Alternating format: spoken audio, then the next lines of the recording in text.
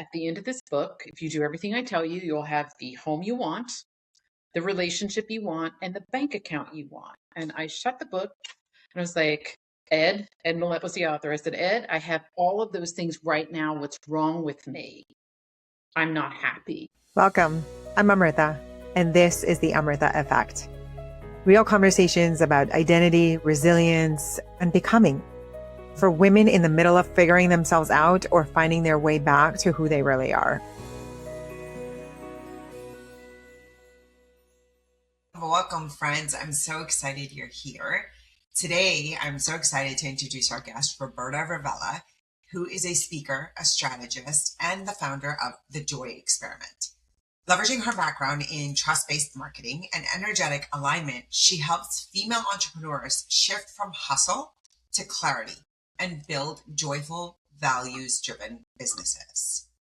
Welcome, Roberta. I'm so excited you're here. Thank you. I'm so excited to be here. Yeah, this is a little almost on a personal level. I'm kind of excited to dive in with all the questions we have because this concept of joy, I feel like a lot of us end up missing out on or losing track of or never really figuring out what it is because we go into the grind. Like from the minute we graduate to, creating a name for ourselves in our careers and then kids and then continuing. The grind just doesn't end, and it's like where does the joy live in that? So I'm very excited to get into it. But before we dive in, I would love for our audience to get to know you a little bit. Give us a little background on where you came from, what led you to this joy experiment that you're in now. Yeah. Well, I certainly did jump out of school and into the grind. I moved from rural-ish, I say North Carolina, to right outside of Washington, D.C., and started in the mortgage business. Bustling area, there's a lot going on there. There's a lot of money. There's a lot of action. And I just knew that I wanted to have a career and take care of myself and be independent. And it seemed like the place that I could really go and do so. And it definitely is right into the grind of every sort you can imagine, right? Yeah. But it was such an eye-opening experience for me to be around so many different people, to be around just so many different opportunities and things of that nature. So I jumped straight into the mortgage business, and we were, mortgage sales. So we're hardworking. Everybody bragged about how much they worked, how many hours they worked, how much volume you produced. Everything was optimized for that, right? Like, how much money are you making? How much are you closing? Nobody ever asked you. No, there were points where some of us were like falling to pieces, so they needed to ask us, right? Somebody had to scrape us off the floor and send us to therapy for a day or two, or to the bar, usually is what happened. But, right, there was that. Nobody ever really talked about if they were happy. It was always afterwards, right? I'm going on vacation here. When I get this, I can build a team. Once I build a team, then I can stop or start or whatever. It was always somewhere up in the future. When I blank, then I will blank, right? So I was in the mortgage business for about 25 years, 20 plus, whatever. And I had even started over. My husband got transferred, so we moved out of Northern Virginia. And my coach at the time was like, you know what, you can start over. You can pick better clients. She gave me all these strategies, and I thought everything was in the strategy, that I had just built this the wrong way and my strategy was off, and that would make me that would help me build a business that I wanted. So we moved to Houston, and I did the same thing over again. And I also just didn't have the same amount of energy to put in it that I did when I was 20 something, right? Like, I was really starting to wear down. So then I thought, well, I'll just do something else entirely, right? So I changed careers. I changed into coaching, which I loved being coached. I was coached, quite a bit. So seemed the thing to do, which morphed into me being a marketing coach and a marketing strategist. Somewhere along the way in sales, I figured out that marketing will do a lot for you that you don't need to do if you in your sales, if you do it properly, right? So I kept finding all these tools and mechanisms and levers that were supposed to make things easier for me, get me out of the grind, so I had time to enjoy my life, so I wasn't working all the time and I wasn't so frustrated. I just thought all these strategies were going to solve my issue. Here I am. I had been on my own since I was 18. Now I'm 38, getting married. My husband was financially very stable, which was great because it took a lot of pressure off me at that point. And so I basically did all the, run the gamut of the things that are supposed to make your life great, right? I was fully independent, making six figures, all on my own. No pressure from anybody, family, no kids, no nothing, right? Then a lot of money. Then finding somebody I really loved could support me and take care of me because I was just struggling so much in the frustration of grinding, right? So I went the other direction, built a business that I wanted after I know a lot more. So I checked all these boxes of knowledge, of placement, of environment. And we had then moved to Florida. And I was downstairs in my condo building on Treadmill with a book. Once again, reading a business book, self-help, whatever you want to call it. And the guy says to me, Roberta, at the end of this book, if you do everything I tell you, you'll have the home you want, the relationship you want, and the bank account you want. And I shut the book and I was like, Ed Millett was the author. I said, Ed, I have all of those things right now. What's wrong with me? I'm not happy. I knew I wasn't an ungrateful person. I know I wasn't like a sour person or whatever, but it was like, what is going on? I've tried everything you're supposed to do. I've checked every one of these boxes. Bank's good. I love my husband. We have a beautiful home. We live across the street from the freaking beach. Like, what is wrong with me? And so that started me down a journey of unlearning a lot of things, unlearning a lot of childhood beliefs, unlearning a lot of societal beliefs and paradigms. And basically, what it boiled all down to at the end of the day is without my own worthiness and my own love and belonging, nothing else mattered. And so that is where the joy comes from. It's not from a strategy. It's not from a relationship. It's not from a bank account, a place, an environment. I mean, these things all can affect our lives, of course. Sure. Of course they do. But if you do not have that baseline of your own love and belonging and your own worthiness, you can turn something really, really good into misery. Right. And if you do have your own love and belonging and your own worthiness, you can turn something not so great into something really wonderful. So, like, you did this for 25 years. You were in the mortgage business. You did the grind. You restarted over with a different strategy, thinking that was going to solve your problem. Did you have a defining moment when you realized that this traditional script you had been given for success was out of alignment for you, or was it over a few instances? It was over a few instances. Like, I remember a few times in the mortgage business just thinking, what am I doing? You know, especially after, I mean, I started the mortgage business in 1999 and I turned in my license in 2019. So we saw a lot of ups and downs during that time. And there were times where I made so much money and I was literally ill from the stress. And then there were other times that I remember just over functioning for so many of my clients. It was expected. We bragged about it. Of Yeah. course, the men were like, "Why are you doing that? We don't do that." And I'm like, "What else am I going to do?" Right? I was so conditioned to it. And then it was this badge of honor until finally I was like, "I just don't want to do this anymore." So I thought then my answer was strategy. It's like I can't work like this anymore. And so strategy and like this still isn't working. I just kept thinking there was something wrong with me and like there's something you don't know. Uh-huh. There's some answer that somebody has that you haven't found yet. Yeah. And then at the baseline, I was like, there must be something wrong with me because things work for everybody else. And that was one of my core beliefs that things don't work for me. Oh, They man. might work for you, but they don't work for me.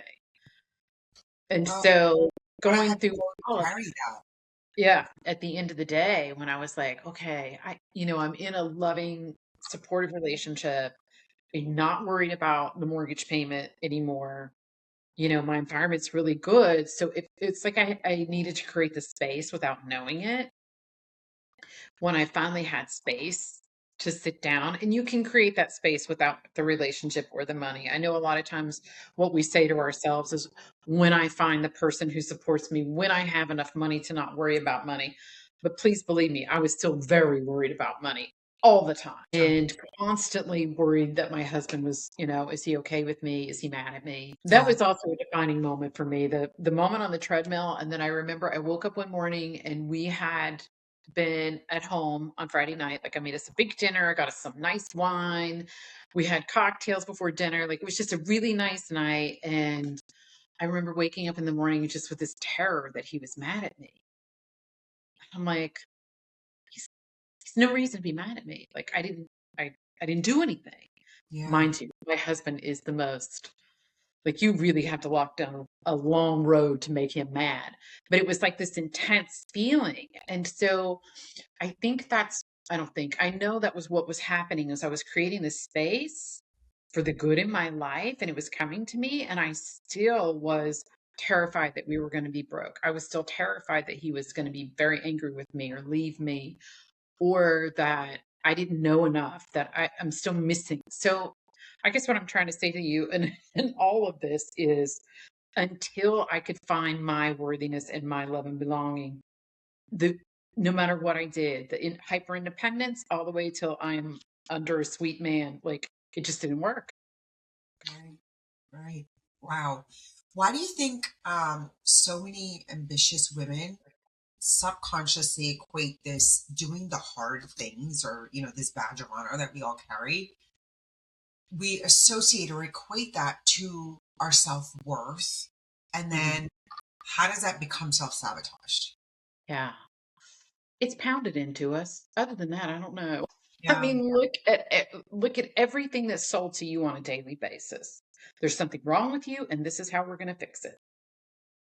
That's A.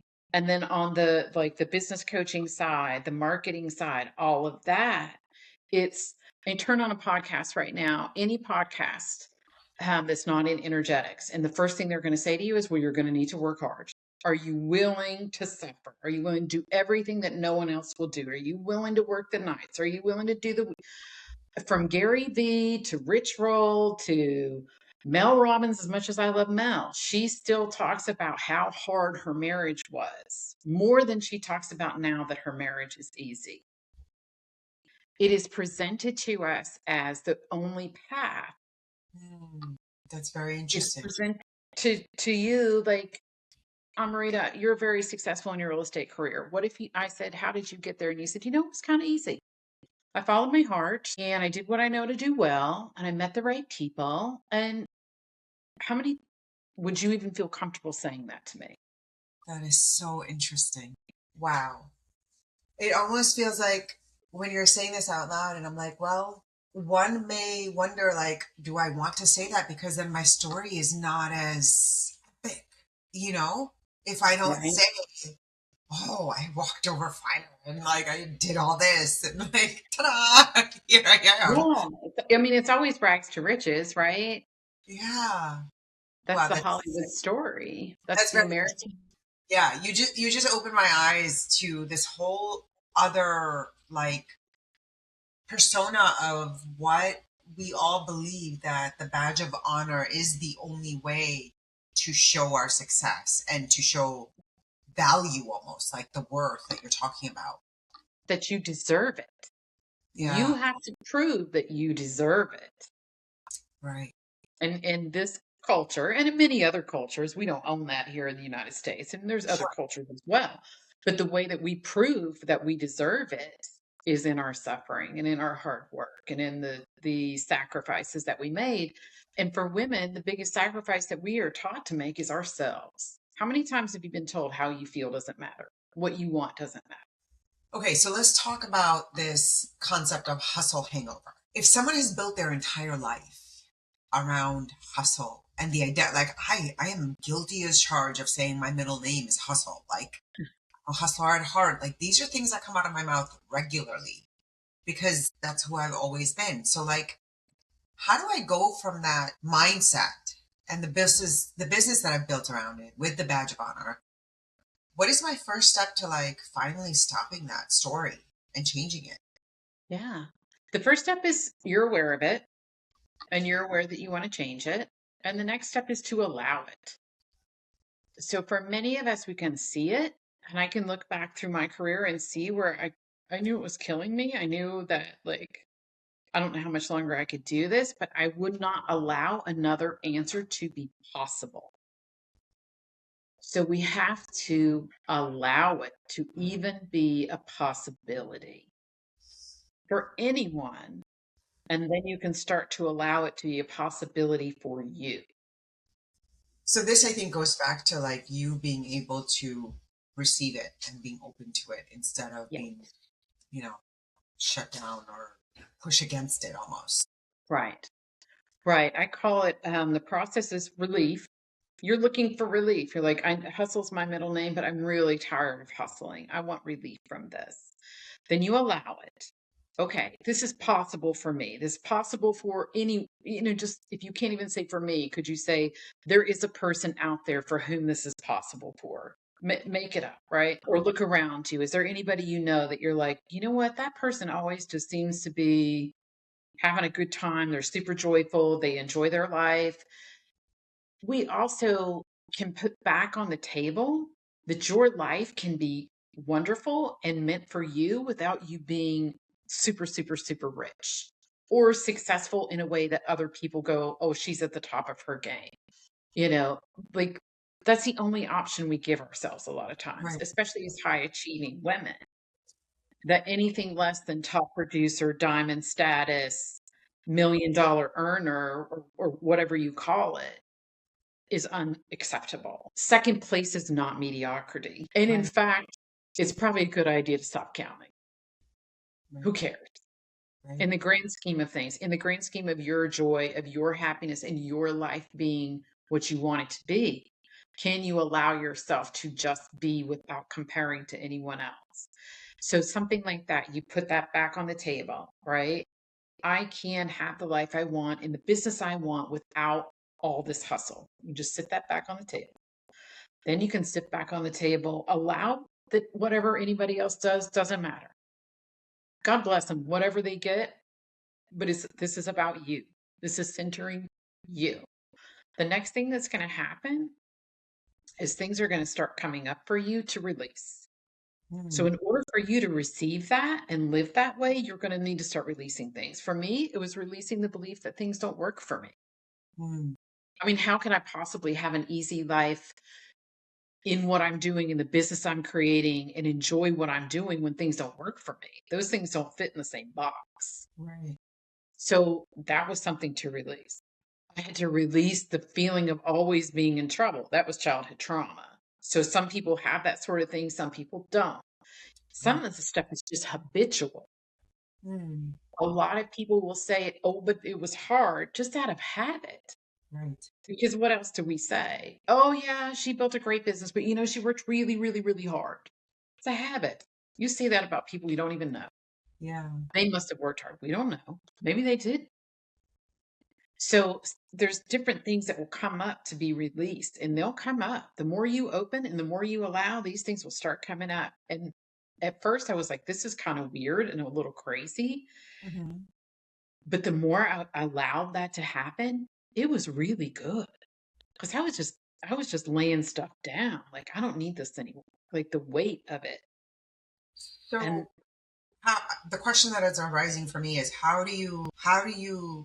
you can mentally say I'm ready to receive, I'm ready to accept, Mhm, or welcome these new things. mhm.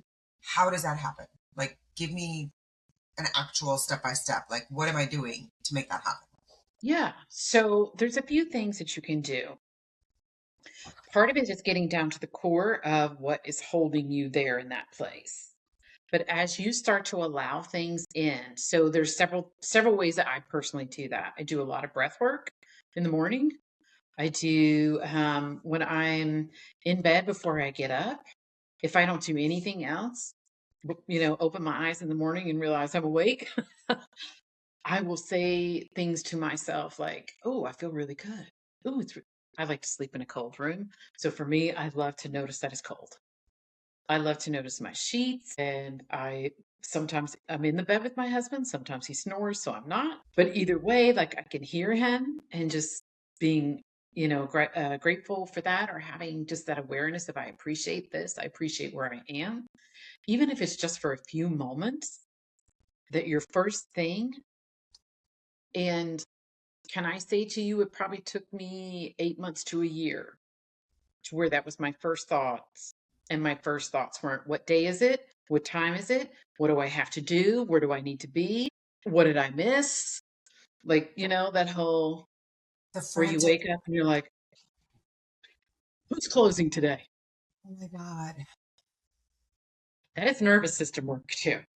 So just being able to calm your nervous system into that space, that's where the breath work will come in, that quietness in the morning.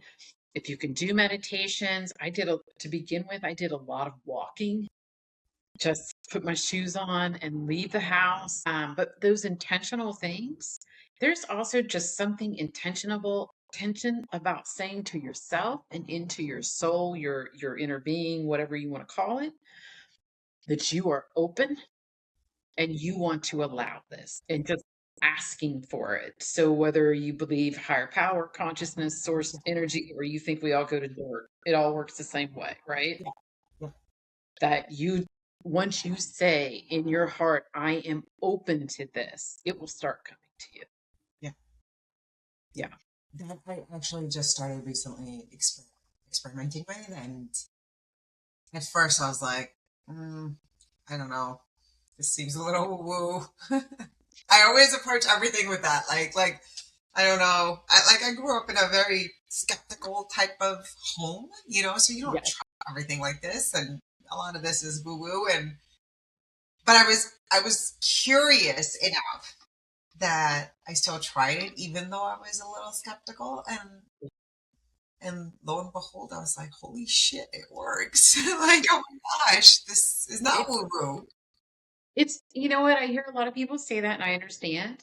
A lot of it's neuroscience. If you look Yeah. at some of the big woo-woo people right now, like Joe Dispenza, Sam Harris, there's a book called The Buddha's Brain that's probably 10 or 15 years old. It's a Duke researcher and all the effects of meditations. Yeah. Like they can measure all this now. We know from the science it works. Yeah. But to me, science is just as woo as all the rest of it, right? It was all woo before somebody figured out it's actually an atom or a this or a that or waves. In physics now we know the observer effect of a wave or a particle. It's the same thing. Yeah. It's all woo, it's all magic, it's all science. Whatever you call it. The Yeah, bottom line is it works. it So does. if it works, why not? I Why not? think it's like I say in this culture that we live in, a lot of it's just straight habit. It Yeah. really is just a lot of habitual thinking. I heard Dr. K say on a podcast, if your life is sucky, check your thoughts. I guarantee you your thoughts are sucky. So Yeah. some it's just this habitual loop that we get into, right? Of every day, like me with my morning time. It was a habit. When I first noticed how intense I was when I woke up, I had not been in the mortgage business in 5 years. And I still woke up with that urgency of what's going on? What Right. day is it? Who do I need Right. to call? Nobody. I mean, literally nobody. And so when we bring ourselves all the way back down to our choices, choosing how we think, and knowing that it's a practice, just like anything else. I mean, if you decide today, I'm not going to think that way tomorrow, I'm going to wake up and I'm not going to think about what I need to do. You're going to, it's a habit. Right. So it's just going to take a little bit, like any habit. And then the awareness of it. And then what do you want to replace it with? And then eventually, it'll be 6, 8 months from now, and you're going to wake up and think, oh, I like my sheets. Right. It's Right. really cold in here, and that's my favorite thing in the morning. Yeah. It's You simple. know, It's so it, simple, but it's the being present in that moment in the morning instead of panicking into what needs to get done. yeah. So when you start to allow yourself from there, that's a place of choice.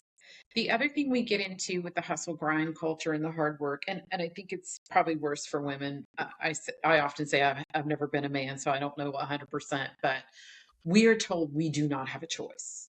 Because when we choose ourselves, we are unchoosing our children, our husband, the dog. The whole world's going to fall apart if you choose yourself. And that is not true. No. It's just not true. Some of it is we overfunction in a horrendous way. And I feel like women are even shamed into overfunctioning for their clients, for their family, never for themselves. Although you see women who really take care of themselves and they get shamed for it too. So at some point, you're going to have to decide, I want this for myself, and all this culture around me and all these people around me who have something to say about it. Do they matter? Now, there's Right. going to be some people who matter, their relationships, that matter to you, what they have to say, and how you affect them. Doesn't mean you have to do what they want you to anymore. I mean, sometimes breaking those habits of over functioning from people, we've all heard, this talked about. The person you're over functioning for is going to feel it. They're going to feel sad. They're going to miss that you're doing all these things for them, whatever. But when they finally meet you for who you really are, they're going to be so happy for you. Right. Right. So talk to us a little bit about the energetic values frequency, Yeah. this EVF. Yes. So this is something that I worked at. My lady that I worked with through a lot of my releasing, she had a theory about energetic values. So we're often told things are values that really aren't. I think a lot of them are priorities, and some of them are just cultural and they don't really matter to us at all. A big one for me was legacy. In the mortgage business, everybody was always talking about what's your legacy. I don't know. I don't care. It's just not my value. It may be yours, but it's not mine. So deciding what our true values are and then understanding that what we're told they are a lot of times are not values, they're priorities. Your family is a priority. Some people, it's a very high priority. Their faith is a very high priority. When you're coming from your energetic values, these are things that naturally bring you energy, that naturally pull you into action, inspired action. They sit somewhere between science and woo. And when you're operating in them, you're not hustling anymore, even if you're working your ass off. I'll give you a Say that great again. example. If you look at Taylor Swift's acceptance speech for her songwriting, and she was saying the creative energy and how she feels when she's songwriting comes so easy for her. And of all the things that were so hard in the industry and all the lessons she learned in that creative space, she was not learning or striving or earning anything. It's like she's at home there. She was just being. That creative process is just her being. Now, Right. of course, her songwriting's improved. She's grown up, her topics, whatever you want to say. So all the things that we see that, like, yeah, she grew up. Has she had some hard knocks here and there in the industry? Has she had to learn lessons or whatever?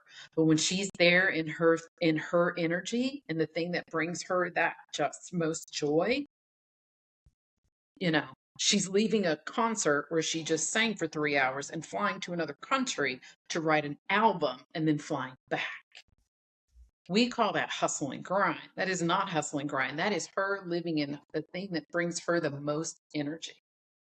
And it's that thing that pulls you, and it's not necessarily an activity. I have the quadrants out because so you can get, and I'll give you the assessment so your people can take it if they like, but Sure. it will show you where, like, there are four of them, and it will show you kind of where you tend to go. Okay. It will also show you your adaptives.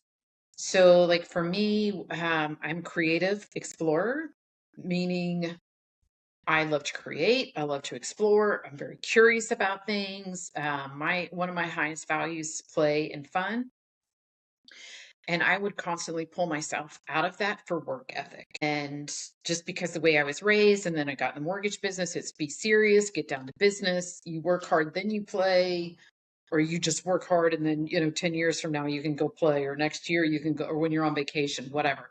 Everything was hard and serious and down to business and just so intense, right? And it was Right. completely against who I am as a human. It drained me every day. Now, there were times where I could get in there and have fun. There were times all of us had fun and played around in the office, or I met clients that were fun for me, and they always stuck with me. It's funny, the ones, it didn't matter how bad their deals were. It was just that we had fun and we got along and joked around with each other. Those were always my repeat clients. And so when you're in something that brings you energy, in a state of being that brings you energy, you'll notice it, like some people will call it a flow state. You will notice that you can do this and you can do it easily. Right. And some things are activities, but if you can separate it from just an activity, one of my other friends that I did this for, her highest value is connection. And she was a marketer, and she was teaching, at that time, she was teaching connecting people through DMs, like cold DMing people. And she could do it, but it was draining her because she was counting numbers and she was pushing. It was forced connection. It wasn't real connection. And when Right. she's in real connection, you she I mean, she went six figures with her new business in 6 months because she was in real connection. It wasn't the strategy. There's a lot of strategies you can really connect with someone, and one of those could be DMs. Sure. But if it's not natural, if it's not the energy that pulls you or excites you, then you're working against it versus with it. And that's why you're always forcing. So yeah, I this concept makes so much sense to me because for me personally, real estate was told to me as a very difficult industry. Mm-hmm. You know, 9 out of the 10 agents that get their license won't stay in the business because it's so difficult, blah, blah, blah. And to be honest with you, I don't find it difficult. I don't. I find it very satisfying. I don't feel like I really work. Like, my husband's like, you work harder than I do. And I'm like, damn, you work hard. Like, I don't think I work hard. Like, you're chained to your desk all day long. And you're working at nights. And he's like, but you're working harder than I am. And I'm like, okay, well, I don't feel like it feels like work. Right. And I think that's what you're talking about, because it's, like I am enjoying it. It's working with my superpowers or whatever it is. I'm working with the flow and in the flow. So therefore it doesn't feel hard, nor does it feel like it's work. Right. Absolutely.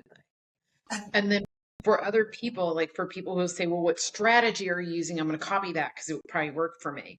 So if you can just step back out of strategy for a minute, because there are a bazillion strategies, right? There are a million ways to market. And some of them are just your antithesis. Like I hated cold calling. And then I knew other people who could sit and cold call all day and it did not bother them one bit, right? Right. So it's more about who you are inside and how you're able to operate and function within this. So if you're looking at your corporate job where you were in constraint, you felt you could not grow. You Right. felt like there was nowhere for you to move. Yeah. I bet that you are very growth oriented and you're very, maybe not even strategic, but you like to see a lot of space and where can I go with this and how can this become something bigger?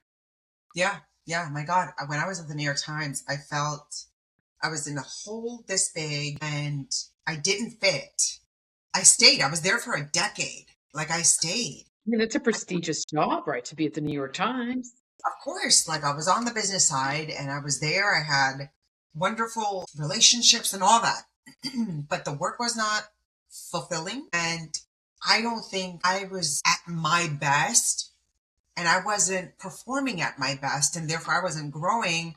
I just kind of stayed there in that limited pool and never really evolved. And I think eventually it came to a point where I was like, this is not working. Like, Yeah. You're like, I got to do something else. yeah. So let's talk a little bit about like this rethinking about productivity, right? Like how can a busy, whether it's a busy mom, busy entrepreneur, busy woman, begin to spot that exact moment where her focus and effort actually turns into energetic resistance? Like how do we identify that so we can shift the energy into flow instead of against it? Mm-hmm. How you feel. How you feel. And I know they told us to ignore our feelings, that they don't matter. Especially for women, we're told our feelings we're too emotional. We're not logical enough. It's a big problem.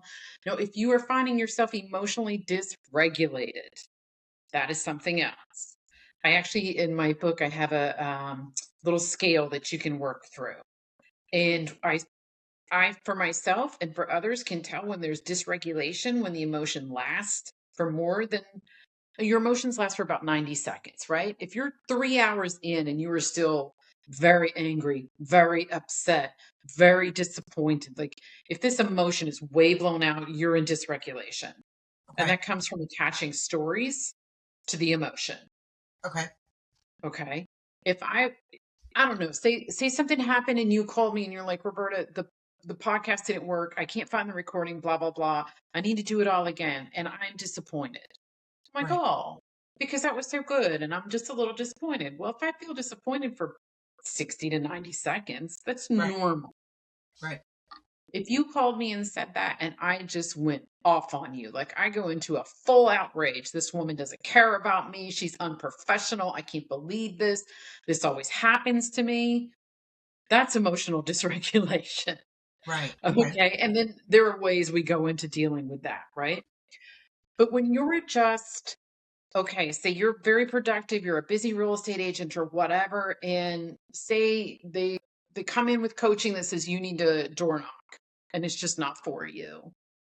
Then you can say, this isn't for me. And I know it's not for me because everything in my body is resisting you right Got it. now. Now, some people will coach you to push through that resistance. I would say do not. Your Mhm. body knows you. So you have somatics and you have your emotions. If you need to take a minute and ask yourself, why don't I want to door knock? I don't feel safe. Okay, is that a reasonable feeling? Is that a story or is that true for me? Maybe you do, maybe you don't. This is just a process that I don't want to participate in. And then you move to the next one. So, no door knocking. Somebody says, hey, I want to go to this networking thing. There's going to be all these women there. How does that sound? And your whole body opens up and you feel, oh, that feels great. Yeah. How can I participate? And you don't lead with things like how much does it cost? How much time is it going to take me? Who's going to be there?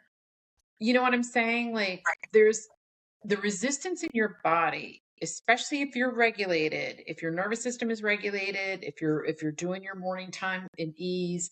Now if you start out hair on fire, then everything's going to come at you hair on fire. So beginning with trying to regulate yourself, especially in the mornings and how you start your day. And then you'll really be able to feel into, I have a lot of resistance here. So is it, I just don't want to door knock. Okay. You can Right. build a huge business without ever knocking on one door. Right. Or for me, I'm on Facebook. It gives me the ick. Can you make a lot of money on Facebook? Absolutely. I feel Sure. like crap when I'm on Facebook. I don't do Yeah. it. Okay. So notice your emotions. If you're dysregulated, find regulation. Dig into that story. What story am I telling myself? You know, is it, I don't want to go networking because all those women are going to hate me. Well, then you have a different thing to talk to yourself about. Why do you feel that all these women are going to hate you? Let's figure that out.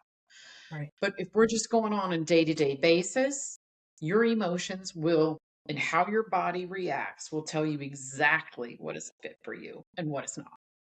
Okay. Got it. Let's talk about the joy experiment. Yes. Is it actually possible to sustain a high level, productive business success that we've built, or, for even the stay at home moms, being really successful moms who are raising wonderful families? Can we do all of that while simultaneously operating from a place of joy and like ease and flow, all that? Yes. Yes, we can. Joy is a state of being that is natural to us. That's why it feels so bad when we don't feel good all the time. It's like, imagine it was your health. Your health and you in really good health is a natural state of being. Now, if you get a cold, if you have allergies, if you get the flu, if you twist your ankle, all those things, you feel like, oh, it feels so bad because it's not your natural state. Do things happen? Do lives? Sure, of course it does. It doesn't mean you're a bad person because you woke up today and you feel a little in the dumps or you're mad at your kid or whatever. We're meant to have our emotions, but joy is your natural state of being. And so when we are in our natural state of love and belonging, self acceptance, loving ourselves, it just comes naturally, that joyfulness. I think also a lot like ease, joy needs a grown up definition. right? You hear people compare this a lot of times, a constant joy, like a kid who's always happy. And that's really awesome. Kids are in their natural state until we until we mess them up. But like ease, you're working and having fun working is easy for you, but it's not the same as what we define easy as, like you're sitting on the couch and money's just appearing in your account while you're, Sure. watching Netflix. Right. Unless that's what you want to do. But for most of us, it's not. And it's the same with joy. Joy isn't this huge, constant euphoria. You would wear yourself out on that as well. But if you Okay. can think about it as just a general state of well being, like where you wake up, where you operate during the day, you see a client calling you, you see your kid get out of the bed, you go to the grocery store, whatever you're doing, you walk in the dog, and you're in a general state of well being. Hmm. And then sometimes you just feel the euphoria more than others, you Hmm. know? It's not this big epic feeling that explodes. It's just a general, it's like this, how do I describe it? This just, There's a cons- steadiness to it. yes, yes, yes. That's a good way of describing it. A steady flow of just being content almost. Like, Yes. The other word I've heard people use is peace, mhm, a right. general state of peace. Yep. Life is going to life, right? Things are going to Yep. happen. Somebody needs you to open a house for them when you weren't expecting it, or they don't close on time, or your husband's decided he doesn't want to go on the vacation you want to go on, whatever. Lives. People get sick. I don't watch the news personally. I feel like if you want joy, turn that stuff off because Yeah. that's just poison. But things happen in our world. It's not some state of perfection. I Right. say it's not perfection, it's wholeness. That's a great way of looking at it. I like that. Okay. So Yeah. as we're all looking ahead and as you're talking about this and going into the next phase of where you are, what is the most important mindset shift that we can all like take away? Like today's takeaway, I want something for us to take away that says, okay, the most important mindset shift that we could do, whether it's us right now or the next generation of women coming up, that we can do to master, to build this values driven business that we truly love, or whatever we're going to Mhm. do, whether it's a business or a W 2 or whatever. How can we do that leading with the joy and the peace and living in that? Yeah. I think the number one thing we can do is take our agency back. You have a choice. You have a choice. Now, you may have some work to do, right? I had a choice when I'm standing on the treadmill looking at this book going, what is wrong with me? I could have finished the book and done another strategy, but I knew there was a different choice for me and that I wanted to take it. It all starts with a choice. Waking up in the morning and your hair's on fire, you go, I don't want to, I unchoose this. And then that will lead you to the awareness of what to do next. Your intuition will kick right in. Okay, you choose not to do this anymore. You choose you want to feel like this. You are going to start, everything you need will start coming to you. And again, and not those Hollywood ways, right? Not the flashbang ways. It's always quiet. Yeah. Yeah. Yeah. So the takeaways I've gathered, and I'm sure the listeners have their own, but just some of the things that have really stuck with me through our conversation is, the agency and the choice that you're talking about, right? If it doesn't feel right physically, somatically to us and emotionally to us, that means we're pushing against it.